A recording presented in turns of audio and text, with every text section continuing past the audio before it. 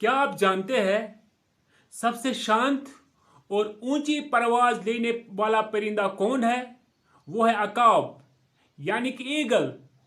जितने भी बागी परिंदे आसमान में चले जाते हैं वो सब शोर मचाते हैं, लेकिन ईगल जब आसमान में चली जाती है ये कोई शोर नहीं मचाती है। इसका फोकस सिर्फ अपने शिकार पे होता है। फिर एक कौवा इसकी पीठ पे बैठता है, फिर इसकी पीठ को काटना शुरू करता है, लेकिन ईगल अपने परों को हिलाती है और ऊपर परवाज लेती है। फिर एक जगह पे पहुंच जाती है जहां पे ऑक्सीजन की कमी होती है। यह कौवा वहां से नीचे गिर जाता है।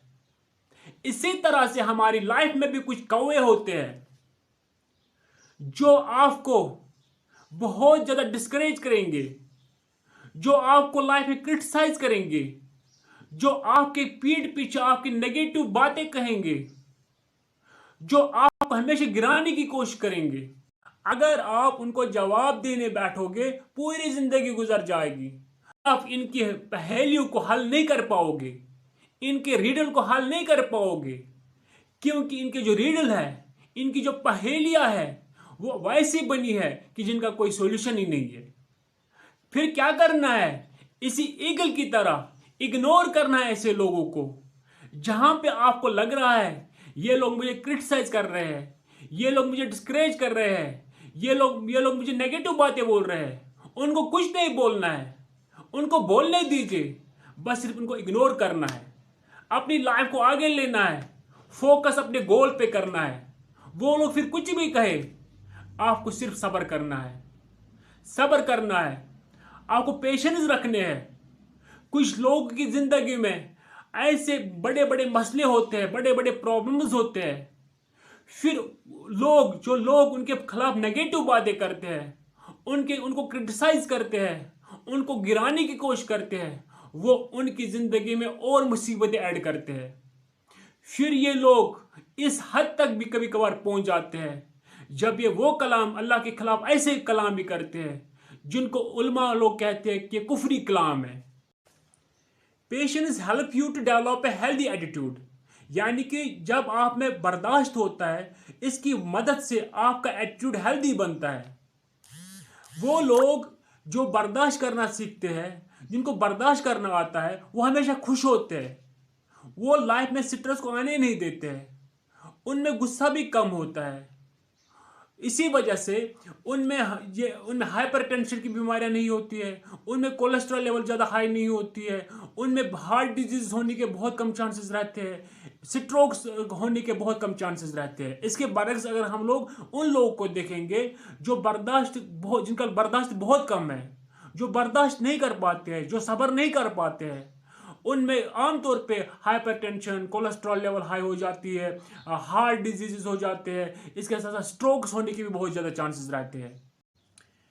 Patient people have a greater sense of gratitude, यानी कि जो बर्दाश्त करने वाले लोग होते हैं ये हमेशा थैंकफुल रहते हैं, हमेशा अल्लाह का शुक्र अदा करते हैं, जो इनके पास होता है उसी में खुश रहते हैं। ये हमेशा नए नए चीजें नहीं चाहते, ये नहीं बोलते भाई ये भी होना चाहिए मेरे पास, वो भी मेरे पास हो। जितना इनके पास होते हैं उसी में खुश रहते हैं। जो बेसब्र लोग होते हैं उनके रिश्ते मजबूत नहीं होते हैं, उनके रिश्तों में हमेशा लड़ाई पंगे ही होते हैं, क्योंकि वो ऐसे ऐसे अल्फाज को चुनाव करते हैं। जब वो गुस्से में होते हैं वो कुछ भी बोल देते हैं, वो अपने रिश्तेदारों के साथ ऐसे ऐसा बर्ताव करते हैं जिसकी वजह से हमारे रिलेशन टूट जाते हैं, लोगों के दिल टूट जाते हैं, लोग इसको नापसंद करते हैं, लोग इसके साथ बैठना भी पसंद फिर नहीं करते हैं, क्योंकि इसमें गुस्सा जब बहुत ज़्यादा होता है ये इरिटेट इरिटेट हमेशा फील करता है।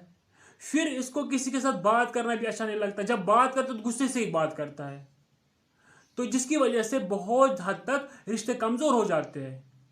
इसको फैमिली मेंबर्स कुछ बोलते हैं, रिश्तेदार कुछ बोलते हैं कुछ करने के लिए, ये यहाँ से उनकी मानता ही नहीं है, बस ये अपनी मन की सुनता है, क्योंकि इसका जो दिमाग होता है वो ट्रैप हो जाता है, बहुत ही खतरनाक तरीके से ट्रैप हो जाता है। फिर ये सही सोच भी नहीं पाता है मुझे क्या फैसला लेना है, कौन सा फैसला लेना है, कैसे फैसला लेना है। ये एक बड़ा मसला फिर बन जाता। तो इसीलिए क्या करना है, इसीलिए सब्र करना हमें सीखना है।